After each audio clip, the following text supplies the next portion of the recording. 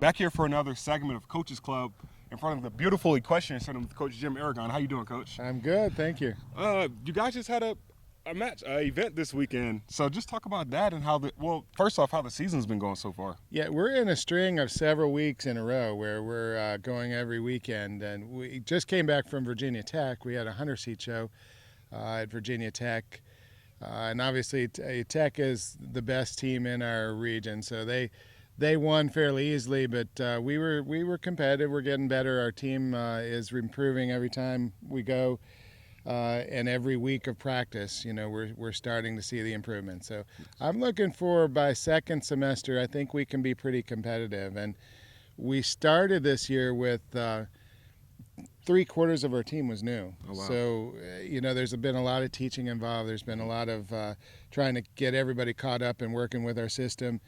And they're starting to come around. I'm starting to see some actual improvement here the last few weeks. So hopefully by second semester we'll be where we want to be, and we can start to see some first and second places. Where so far we've been struggling to get into a third place, but third out of 10 is not so bad.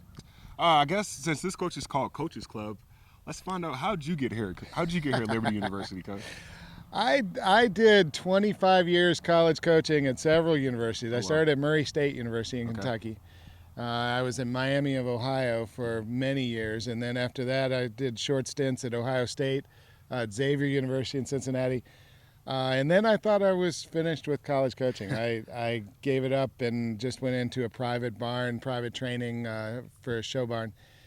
And when the Liberty program decided to make a commitment, I knew that this was a program who would absolutely do things the best that could be done, do things properly, and I wanted to be part of it. And we're in such a period of expansion right now, and we're growing this program like never before, and I wanted to be part of it. And we have exciting things going, from the construction that we have going this year to recruiting new members, and as I said, most of the team is new this year. So it's been an exciting year, and that's what I wanted to be a part of. Nice. Like you said, it's a lot of construction going on. It's a beautiful Equestrian Center. And just talk about the acres. I hear you guys are building a new rink.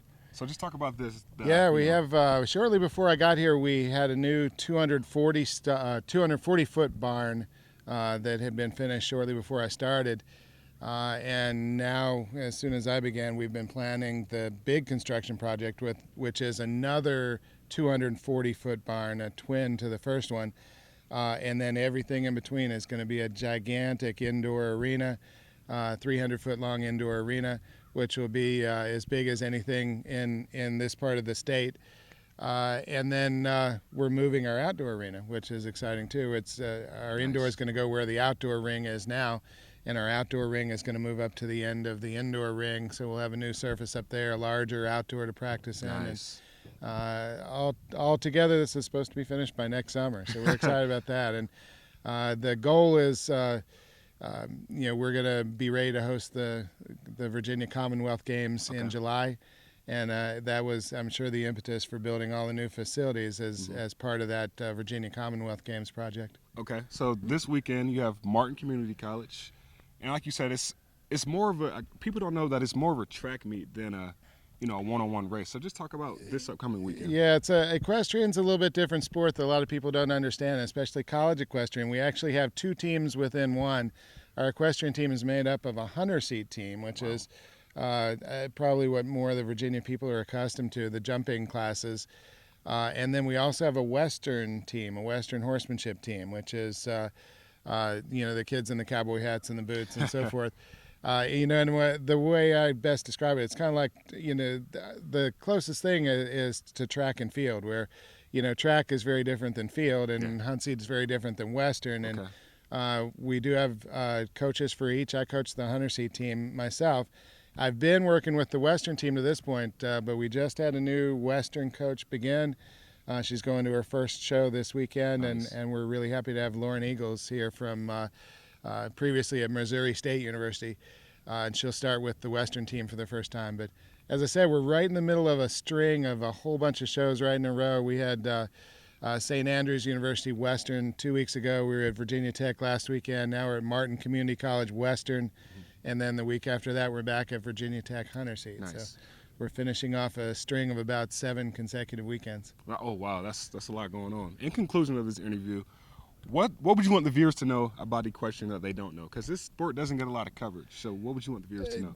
The biggest thing is, I think people don't think of our athletes as athletes, and it's a very grueling sport. And a lot of people have ridden a horse, but to do it correctly and to do it at this level competitively, it's extremely athletically grueling. And I just want people to know that these women are athletes, and they're in the weight room just like everybody else, and they're practicing to the point where they're so tired when they jump off the horse, sometimes they walk away with wobbly legs, and they truly are athletes. And that's something that we've been developing here, because we're, as I said, we're not one of the top teams right now, but as our riders get stronger and more athletic, we're gonna start rising in the standings. Nice. Well, Coach, thank you for your time. For Coach Jim Arrigon, I'm Gabe Henderson for the Liberty Flame Sports Network, signing off.